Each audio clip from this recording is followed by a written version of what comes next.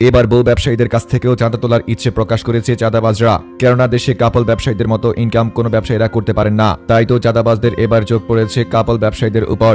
আর তাই বেশ কিছু চাঁদাবাজ এবার কাপল ব্যবসায়ী বা বউ ব্যবসায়ীদের কাছ থেকেও অন্যান্য ব্যবসায়ীদের মতো চাঁদা তুলবেন বলে ধারণা করা গেছে। বর্তমানে কাপল ব্যবসা কিংবা বউ ব্যবসা করে কেউ হয়ে গেলেন বেলুন মাস্ক, আবার কেউ কেউ বউ ব্যবসা করে হয়ে গেছেন সুকেশ আম্বানি, যাদের কাপল ব্যবসার টাকায় ভরে গেছে তাদের সুকেশ এবং আলমারি। প্রতি মাসে বউ ব্যবসা কিংবা কাপল ব্যবসা করে এত এত টাকা ইনকাম করলেও কোনো চাঁদাবাজ আজ পর্যন্ত তাদের কাছ থেকে চাঁদা তোলেনি।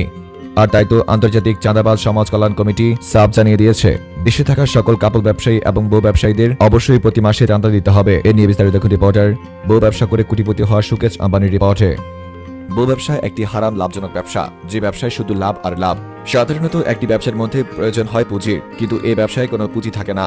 তবে যদি সেই ব্যবসার মধ্যে বউকে পুঁজি ধরা হয় তাহলেও সেটা অযৌক্তিক নয়। তবে এই ব্যবসার মধ্যে সবচেয়ে বেশি বিক্রি করতে হয় লাজ শরম। মূলত এখানে লাজ শরম বিক্রি করে টাকা ইনকাম করা হয়। তবে যাই বলেন, লাজ শরম দিয়ে কি হবে, এখানে শুধু ইনকাম আর ইনকাম।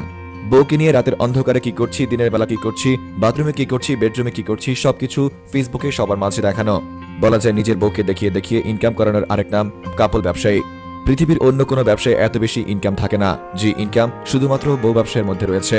আর তাই তো এবার চাঁদাবাজদের চোখ পড়েছে কাপল ব্যবসার উপর।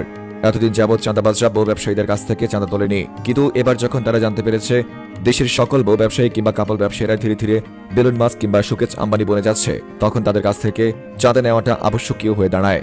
বউ ব্যবসা করে কেউ কেউ বাড়ি গাড়ি সবকিছু করে ফেলেছে। কিছু কিছু মুকেশ আম্বানিরা কাপল ব্যবসা কিংবা বউ ব্যবসা করে করে এত টাকা ইনকাম করেছে যে তাদের সুকেশ আলমারি সব ভরে গেছে। এই জন্য মূলত এবার আন্তর্জাতিক চাঁদাবাজ সমাজ কল্যাণ কমিটি সাফ জানিয়ে দিয়েছে, দেশে থাকা সকল কাপল ব্যবসায়ী এবং বউ ব্যবসায়ীদের চাঁদা দিতে হবে। দেশ ডিজিটাল হচ্ছে, পৃথিবী ডিজিটাল হচ্ছে।